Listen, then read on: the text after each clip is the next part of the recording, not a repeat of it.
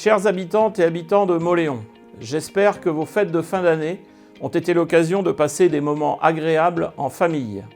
Une page vient de se tourner et une nouvelle fois, l'équipe municipale vous adresse ses vœux à distance, puisque pour des raisons de précaution, l'ensemble de nos cérémonies sont annulées. Nous avions prévu d'organiser des cérémonies des vœux à la population et aux forces vives dans nos 7 cœurs de bourg. Nous y sommes très attachés car ce sont des moments d'échange privilégiés. Mais la situation sanitaire en a décidé autrement et nous devons une nouvelle fois nous adapter.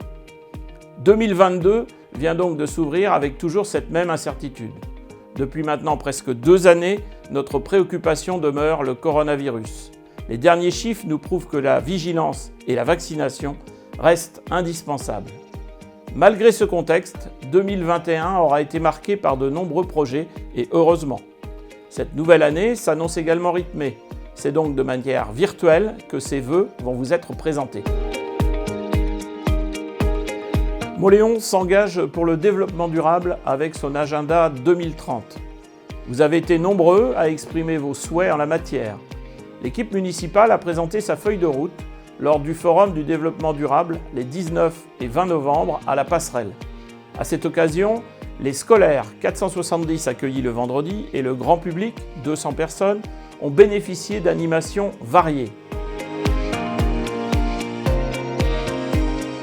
La requalification de la traversée du bourg de Rorthais est finie. Les travaux de voirie rurale et urbaine seront très prochainement terminés. Le budget alloué est de 180 000 € pour la voirie rurale et 80 000 € pour les trottoirs.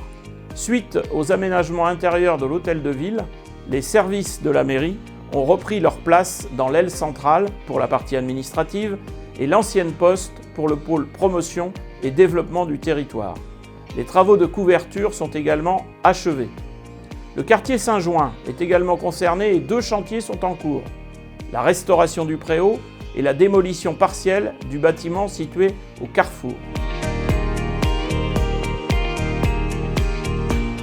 Le bilan est très positif pour le dispositif communal embellissement du cadre de vie. Ce sont plus de 80 000 € de subventions attribuées aux Mauléonais en moins d'1 an. La réservation des parcelles au quartier de vie des 2 clochers avance, puisque 2 tiers le sont. Les premières ventes vont être signées ce mois-ci. Les efforts de la commune ont été récompensés avec l'obtention de 2 étoiles dans le cadre du label Ville et Village étoilé. Depuis 10 ans, Mauléon limite sa consommation d'éclairage public et entend valider aussi ses efforts en matière de pollution lumineuse avec cette nouvelle distinction. Le programme d'animation Monété à Mauléon a de nouveau connu un vif succès avec 2 950 participants et la collaboration de plus de 35 partenaires. Une nouvelle boucle de randonnée à Mauléon a également vu le jour avec pour thématique la cité castrale et son patrimoine paysager. 9 km pour découvrir notre bocage et les paysages de notre petite cité de caractère. L'abbaye, ce nouveau pôle culturel et touristique situé en cœur de bourg, a déjà accueilli plus de 5000 visiteurs.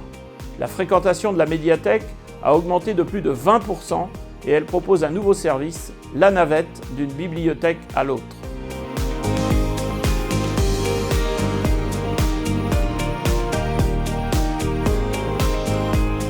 Deux nouveaux parcours permanents d'orientation à Loublande sont ouverts. Merci à l'école Arc-en-Ciel pour ce bel investissement.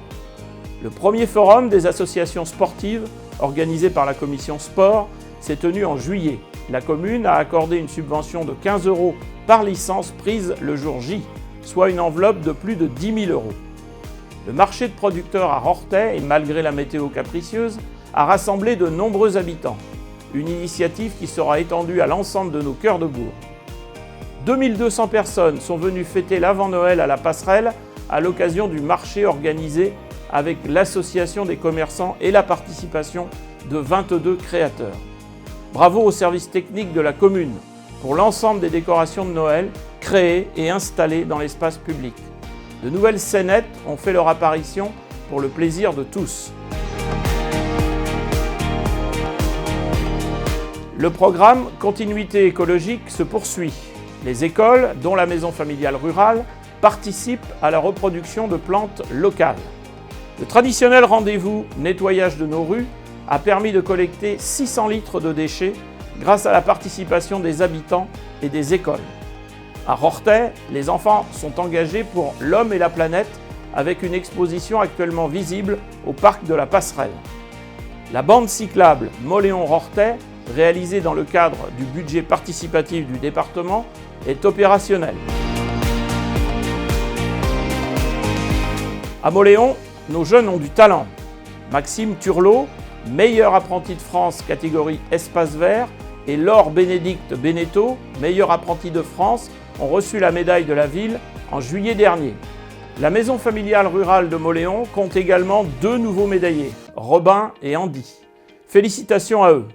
Les jeunes bénéficient d'un tout nouvel internat depuis la rentrée et d'une grande salle modulable pouvant accueillir jusqu'à 70 personnes, permettant de séjourner dans un cadre moderne et accueillant. Le lycée Le Val-de-Loing s'agrandit aussi pour apporter du confort aux formateurs, enseignants et aux 120 élèves. La première étape est terminée avec la création de 3 nouvelles classes, un bureau de vie scolaire et une salle pour les professeurs. Dans un second temps, l'internat sera agrandi et mis aux normes accessibilité. Dans nos écoles publiques, des travaux ont aussi été réalisés, nouveaux sanitaires, interphones, espaces verts. La salle Arc-en-Ciel a été inaugurée à Loublande. Ce nouvel équipement est situé à proximité de l'école, portant le même nom et vient notamment compléter l'offre des salles pour les associations, mais surtout pour répondre aux besoins du périscolaire. La Cité de la Jeunesse et des Métiers, nouvel équipement imaginé par l'agglomération et destiné à tous les jeunes du bocage, a ouvert ses portes. Merci enfin à l'ensemble des bénévoles de l'aide alimentaire qui se mobilisent aux côtés des agents du CCAS. Chaque année, ce sont près de 90 bénéficiaires. 715 colis de Noël ont été distribués par les bénévoles et les membres des commissions consultatives pour nos aînés. Vous voyez que 2021 a été une année rythmée avec de belles animations, des gros projets et investissements. Ils vont se poursuivre cette année. Tout d'abord, un mot sur notre cadre de vie et l'attractivité de nos 7 cœurs de bourg. Face à la demande de plus en plus importante en logement, l'agglomération du Bocage-Bressuiret et la commune mettent en place une politique ambitieuse pour aider à l'amélioration de l'habitat. Embellissement des façades, accession à la propriété, transformation de logements anciens sont entre autres concernés par ces aides déployées sur l'ensemble de nos communes associées. Pour en bénéficier, il suffit de contacter le pôle promotion et développement du territoire en mairie. De son côté, la municipalité a engagé une réflexion quant à la rénovation de son patrimoine bâti. La restructuration de l'îlot place Mauléon-Kirkel est toujours d'actualité. Il en est de même pour l'ancienne charcuterie Jadot, place de la Motte et le 34 Grand Rue. L'objectif est d'y développer de l'habitat et en partie du logement conventionné. L'îlot place du Renard, propriété communale, sera réhabilité. Il est envisagé d'y développer des activités commerciales, notamment de la restauration, mais également de l'habitat. Aussi le CIVAM, Centre d'initiative pour valoriser l'agriculture et le milieu rural, déménagera aux 5 places du château. Ce bâtiment communal fera l'objet d'importants travaux de rénovation. Toujours en centre-ville, sachez également que plusieurs opérations de requalification d'espaces publics et de restauration du patrimoine vont se concrétiser. Les travaux engagés dans le centre vont se poursuivre avec la requalification du parvis de l'hôtel de ville et de la place du Renard. L'ensemble du périmètre de l'abbaye sera mis en lumière grâce à une scénographie originale s'inspirant en partie du site des rochers gravés des Vaux. Quant au jardin de l'abbaye, de nouvelles phases de travaux sont programmées en lien avec l'acquisition du presbytère. Pour des questions de sécurité, les remparts du château vont faire l'objet d'une cristallisation. 2 tranches sont concernées pour 2022. Après des travaux de couverture, la restauration extérieure du palais dans l'enceinte du château va aussi se poursuivre. Une nouvelle phase de la requalification de la rue de Nantes est également planifiée et ce sera la zone du rond-point de la Brossardière qui sera concernée. Je n'oublie pas également les travaux qui vont s'engager dans chacun de nos cœurs de bourg. À Moulins, et après plusieurs ateliers participatifs avec les riverains et les membres de la commission consultative, plusieurs aménagements tests ont été réalisés au niveau de la rue des Meuniers. Dans un souci de coordination des plannings, les travaux débuteront qu'en 2023, après l'enfouissement des réseaux aériens et la reprise de l'assainissement. À Loublande, suite à la démolition du bâtiment Acti, la municipalité a décidé de réaménager le carrefour de la rue du Pont des Pierres et de la rue du Commerce. Le chantier débutera en début d'année. Dans cette même optique, les travaux du carrefour de la Guérivière au Temple vont démarrer très prochainement. À Saint-Auban-de-Bobigné, des aménagements sécuritaires démarreront dès janvier pour remplacer les îlots des rues du Calvaire et de Bel Air. Dans le cadre de notre investissement pluriannuel, des réflexions seront également engagées à La Chapelle-Largeau au niveau de la rue du Fer à Cheval et à Rorthais autour de l'ancien presbytère. La programmation de ces chantiers a fait ou fera l'objet d'ateliers participatifs avec les commissions consultatives et ou les riverains. Côté enfance-jeunesse, le projet d'outils en main avance avec la collaboration du centre socio-culturel. Un groupe d'une trentaine de bénévoles est déjà à l'action et n'attend plus que vous pour agrandir ses troupes.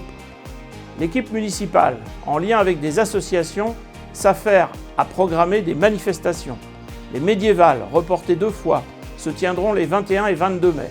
Après 4 années d'absence, le programme s'annonce riche. La fête de la musique ou encore les ruades pour le week-end de la fête nationale feront, je l'espère, leur grand retour. Notons d'ailleurs que le 14 juillet, le site de l'abbaye accueillera le départ du Tour des Deux-Sèvres cycliste.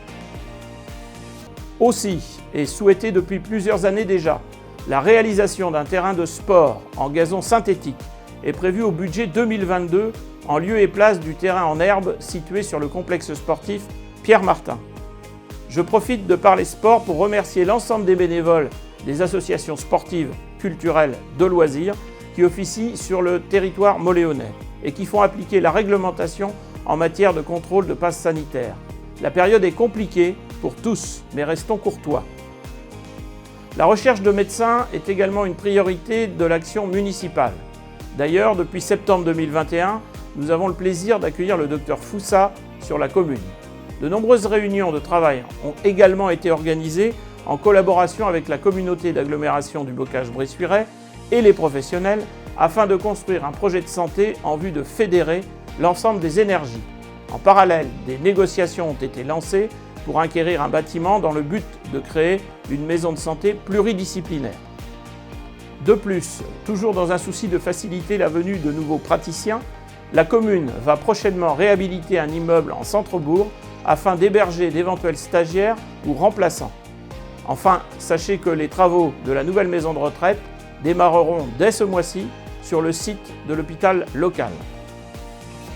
Avant de conclure, je voudrais avoir une pensée pour notre monsieur cinéma de Mauléon depuis 1942, Dudu Billot, décédé en octobre. C'est une figure emblématique qui s'en va. Son personnage et son amour pour le 7e art rayonnaient bien au-delà de Mauléon. La programmation du cinéma continue bien sûr grâce à l'équipe de bénévoles. Enfin, sachez que vos élus sont à vos côtés et restent à votre écoute pour évoquer avec vous projets, remarques ou suggestions. Pour cela, il suffit de prendre rendez-vous en mairie. Prenez soin de vous et nous vous souhaitons tous nos meilleurs vœux pour cette nouvelle année 2022.